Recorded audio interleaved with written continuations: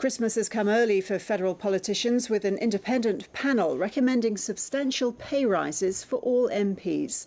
The Remuneration Tribunal has just delivered its long-awaited verdict on parliamentary entitlements. And for more details, I'm joined by political reporter Andrew Green. So, Andrew, how much are the politicians going to get? Well, Ros, Santa has indeed paid an early visit to federal parliament. The Remuneration Tribunal in the past few moments has finally delivered its long-awaited review of salaries and entitlements for federal politicians, and there are some hefty pay rises included in it. If you're a humble backbencher, your salary will be increasing to $185,000 a year. That's a rise of about $40,000. If you're the Prime Minister of the day, the salary goes up to $481,000. And if you think that that's a hefty pay rise, well, the head of the Prime Minister's department is eventually looking at a salary of $825,000 a year.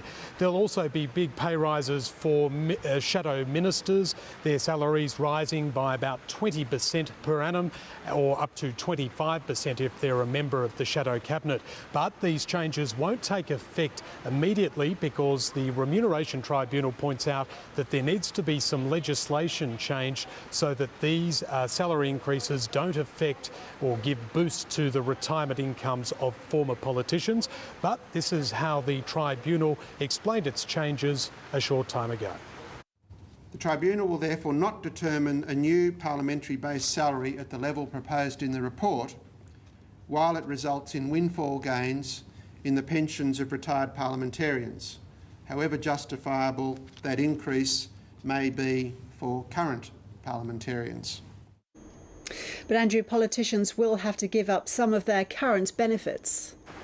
Absolutely. We are seeing some of the rather generous electoral entitlements being reviewed under this process, but already we know that a number of things will be abolished. So the infamous gold card, which a lot of politicians have been accused of rorting in the past, well, that will disappear for all future MPs. We'll also see the overseas travel allowance disappear, and that, of course, has also generated a lot of conjecture in recent times and over many years. So politicians will also have their travel restricted. Once they lose office, there'll only be about 5 trips between their electorate and Canberra allowed. So a number of the entitlements are being still worked on, and a number, like the Gold Pass, are going to disappear as soon as these changes take effect. Ros? So how are politicians justifying this outcome? Well, in a sense, they perhaps don't have to entirely justify these changes because they've now been put at arm's length. In the past, the Remuneration Tribunal did determine base salaries and entitlements, but Parliament always had a veto. Well, 6 months ago, Parliament abolished its power of veto, so it essentially put all decisions about politicians' remuneration at arm's length. Having said that, politicians are still pointing out that fact today, and here is the government frontbencher, Kate Ellis. I think if we're honest about it, there are a lot of people out there across Australia that would prefer politicians not to be paid at all. That's why we're leaving it to independent commission to set those salaries, and I think that's the right thing to do.